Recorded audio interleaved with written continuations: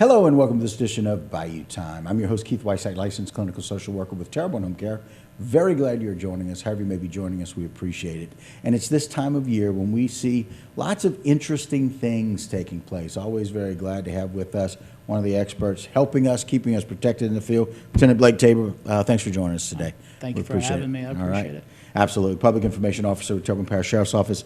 Look, man, we got a lot going on, but we've had several arrests made, so that's really good. Tell us a little bit about it. We do. So as most of the viewers will probably remember, we were on, or I was on Monday afternoon with Martin, along with Lieutenant Terrio from the Houma Police Department. We were discussing a lot of shootings and happenings that were happening not only in the city of Houma, but also in the parish of Terrebonne. Right.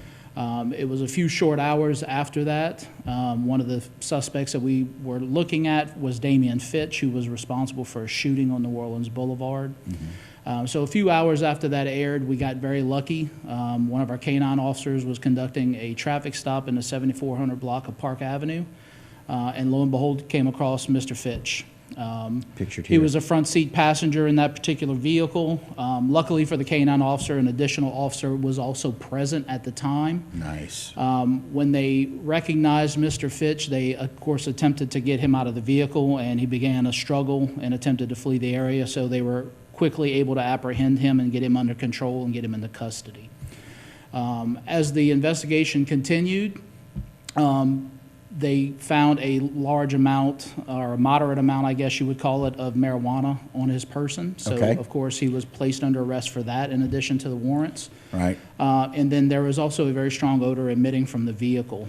There were 3 additional occupants of the car, in addition to 2 small children that were under the age of 3, who were not secured in a safety belt whatsoever or any type of child safety seat. Really hate to see that. As the investigation culminated, of course, they found additional marijuana inside of the vehicle, along with 2 firearms. It's unknown at this point if either one of those firearms was used in the shooting that Mr. Fitch was, alleged to have committed. On New Orleans but of course, we're going to be conducting testing on those firearms to see if that's the case. Right. So multiple counts here of issues for not only he, but the other individuals. Yeah, and so child endangerment. The driver was identified as India Davis. Okay. She ultimately was the parent of one of the children inside of the vehicle. Okay. So she was arrested on multiple charges. You see her pictured there.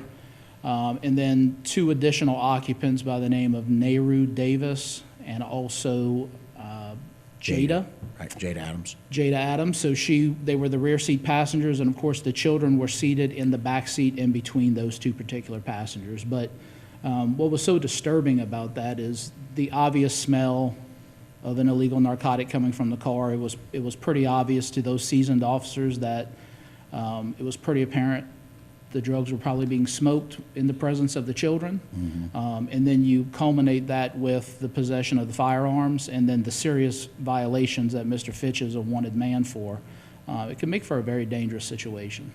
Yeah, just so many combinations of problems, not only with the legal issues, but sociological. Kind of wonder about those kids and what they're exposed to and how that normalizes this illegal activity and potentially this lethal activity with these firearms. And it's my understanding that one of the firearms was found in close proximity to where Mr. Fitch was sitting just moments before he tried to exit the vehicle.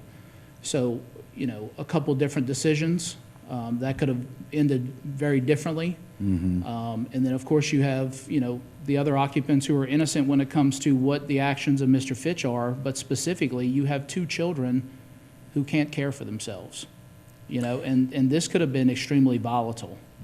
Right, and if we don't have a double parent dwelling for these kids, absolutely. And just all the things that as a social worker I'm thinking, oh my goodness. So now if these mothers, and one was certainly one of the mothers of one of the children, if that was the other mother of the other child, now we've got 2 children in the system.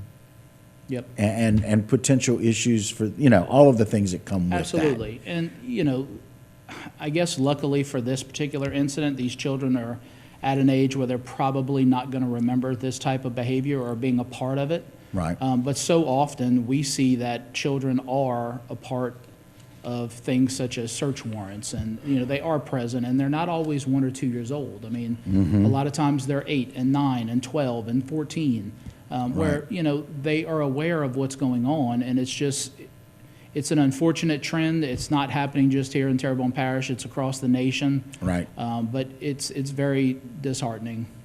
Well, the good news is you guys came on, talked about it. Soon thereafter, Absolutely. after being aired, we get this routine stop, and fortunately, having 2 officers, really big deal. Yeah, and look, and Talks about why that's important with the numbers. Absolutely. Sorry. we hate to use the word luck, but we certainly get lucky from Fortunate. time to time, and that was very fortunate for us because, with the actions of Mr. Fitch, even after law enforcement was present, it was pretty obvious that he did not want to go back to jail. Right. Now, luckily for us, we were able to subdue him very quickly, and that was a win for us. But it ended in a peaceful way. In a peaceful way, and those kids aren't even additionally or more potentially traumatized Absolutely. than they already were, and a really good ending to getting all 4 of those suspects into custody. Absolutely. And it allows you to do your investigation and kind of figure out how and what has happened leading up to that point and how we hold those people accountable. Sure. And but one of those things that we appreciate, Lieutenant Blake, is that you guys come on and you let us know what's going on and making sure that we're doing our job out in the community to keep these people accountable. Absolutely. And Keeping look, us and safe. I think it's all about being transparent. It's about being transparent with the community. It's about the community being transparent with law enforcement. Right. And that is the one facet that we have in our corner to make this community stronger. We appreciate the great communication, makes our community better. We appreciate it very much. Thank you very much for having me. And don't go anywhere. A whole lot more Bayou time when we continue.